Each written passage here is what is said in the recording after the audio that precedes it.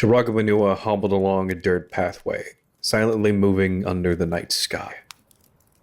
He had ventured out many miles from the camp, and his fellow elder waited there on a mission of grave importance. Beside him were two members of the Usalri, Damek and Onipu. Each riding atop a useful crab of their own, they sat dutifully, keeping a lookout for any danger that awaited them in the night. This new world they found themselves in was full of mystery, and Onumatoran tended to prefer the known over the unknown. Still, they took some solace in the fact that they were not alone in defending the Turaga.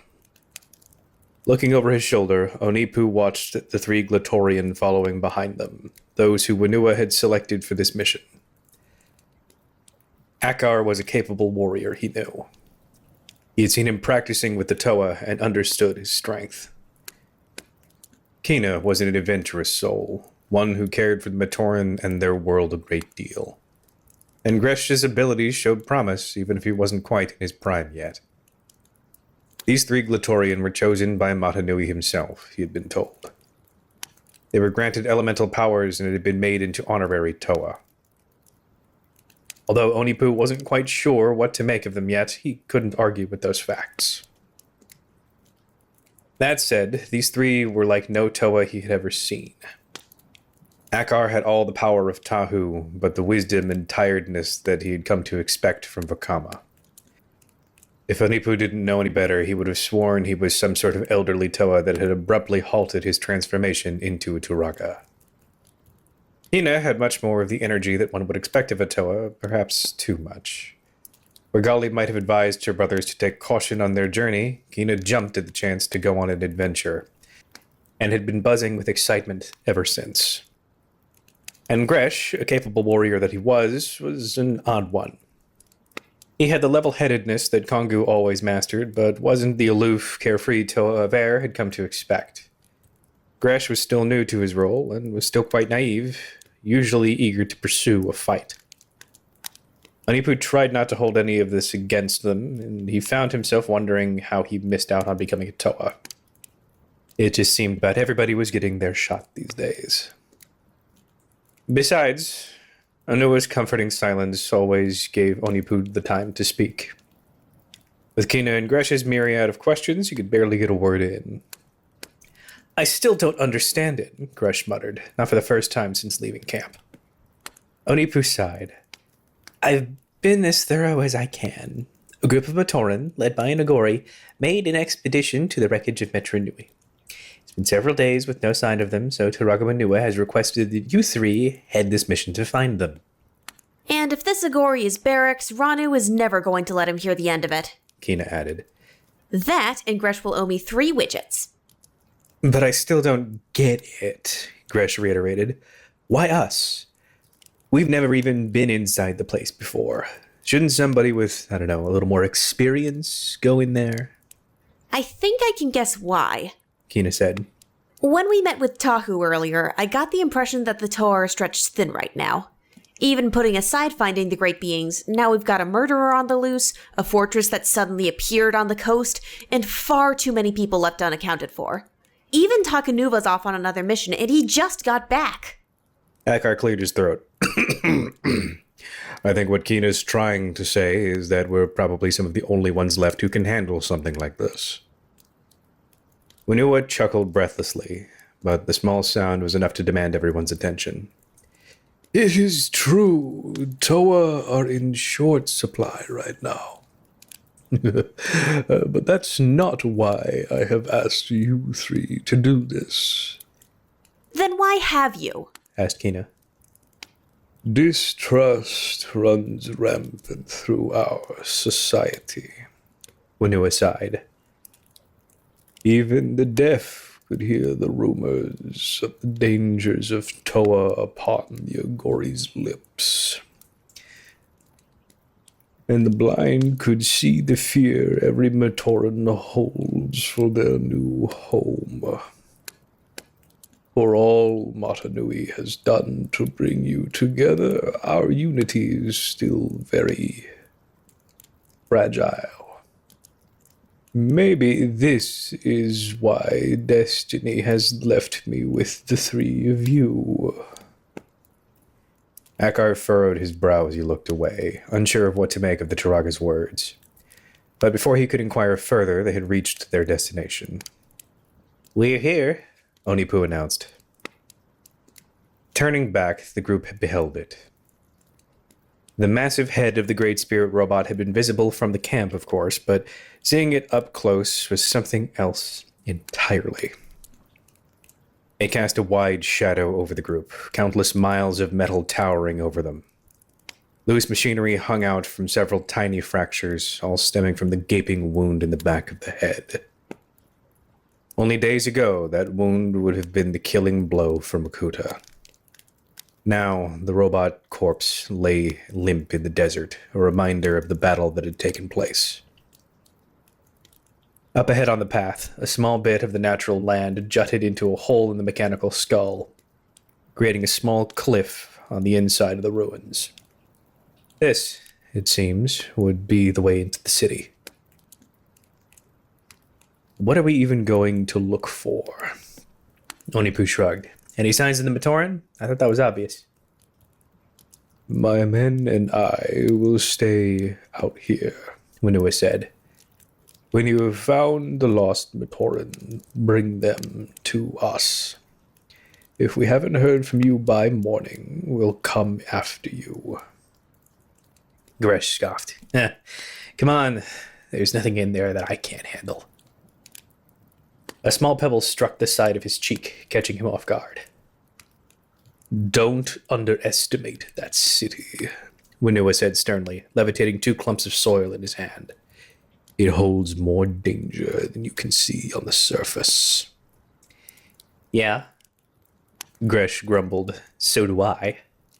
The Turaga dropped the dirt to the ground, deciding that the young warrior had learned his lesson. This place is a graveyard of our old universe. I hope that is all it is. Once, Metru Nui was a city of legend. The very mind of the Great Spirit was a sight to behold, marked by the shimmering Colosseum on its skyline. It was a place where Matoran could carry on their work in peace, all in the name of the Great Spirit Mata Nui. It was paradise. Upon Ackar's first impression of the famed city, he didn't find it nearly as glamorous. Entering through a massive hole that had been caved in through the back of the Titanic robot's head, he glanced around at the ruined city that lay before him. What was once a labyrinth of buildings and chutes now hung down from the ceiling, looming over the flooded dome. The centerpiece of the city, the Colosseum, was one of the only buildings left standing, almost piercing the sea of liquid protodermis. Through the wreckage, damaged warships and fallen buildings floated through the sea, even some drifting out of the city's boundaries and into the world outside. He stood atop the ledge, where the natural ground of the desert abruptly ended, dropping off into the silver sea. There was a precarious area, an artificial coast surrounding the water, lined with fallen buildings and wreckage, but it had made for a functional entrance into the city area.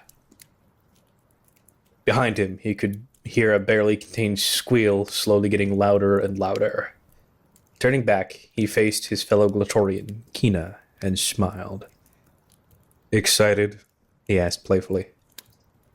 Kiina grinned and nodded fervently. Look at all of it! She said, moving as though she were about to burst. This is so far beyond anything we could have dreamed of. Imagine what it looked like before the crash. To Ackar's right, he heard a chuckle. Imagine the kind of battles that were fought here. Gresh wondered aloud as he gazed up at the ceiling. This place is huge. The Glatorians' mission was simple to a degree. While the evacuation had to occur rather quickly after the Makuta's defeat, it had been complicated when the robot's artificial gravity suddenly shut off, sending the already ruined city into chaos. The Force had kept the city upright regardless of the robot's position for thousands of years, and its sudden deactivation wreaked havoc. Due to this, a few Matoran were left unaccounted for after the Exodus, leading to concerns that they may somehow remain in the fallen city. Looking at what lay before them, they found that hard to believe. Below them, just as the natural land dropped off into the robot's head, there was a sea of liquid protodermis flooding the dome. What was once sky was now the sea. Where are we even supposed to start looking? Gresh sighed. Ackar frowned, placing his hand on one of the many towers of rubble that lined the artificial coast. The shallow edge of the Silver Sea was littered with fallen buildings, crashed vehicles, and random junk. There's always something that gets overlooked. Kiina mused. For one, there's water. May as well start there. Turning her head, she smirked at the Scarabax beetle that rested on her shoulder. As though on command, the beetle nodded and leapt over to Ackar's shoulder. Ackar chuckled. Glad to see you two are getting along. Click. The beetle chirped happily, receiving a warm smile from Kiina. I'll be right back, She said, just before diving into the Silver Sea. Ackar folded his arms, gazing down at the glimmering pool.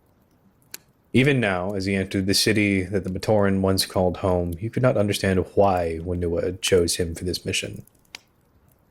This isn't our world, Ackar thought to himself. It's theirs. We have no place here.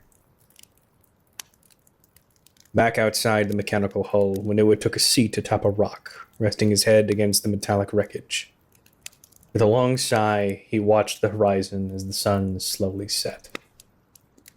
Beside him, Onipu tied the leash of his useful crab securely to a large stone, securing his mount. Reaching into a pack, he produced a bula berry and gently held it out in front of the crab's mouth. Are you sure about this? He asked, gently feeding the berry to his crab. They are not exactly familiar with our world. Matanui chose these three as his trusted companions, Whenua said. I have no doubts of their ability. Onipu slowly nodded, turning back to his usual.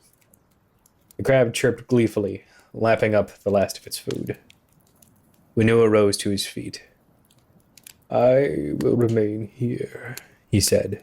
You two should return to the camp before it gets too late. The two Matoran looked at each other for a moment before looking back at the Turaga. With due respect, Turaga, Onipu started. I don't feel comfortable leaving you here alone. The Glatorian are right inside, Whenua reassured him. With any luck, they will have found our missing Matorans soon enough. But what if they don't trust them? Damek asked. There's so much confusion going around. Whenua smiled. These are confusing times. A rescue like this, it is a simple adventure. It reminds us that there is something to put our faith in. And it may help us to become our truest selves. Onipu paused and then lit up. You're saying that this will help the Matoran learn to trust the Glatorian?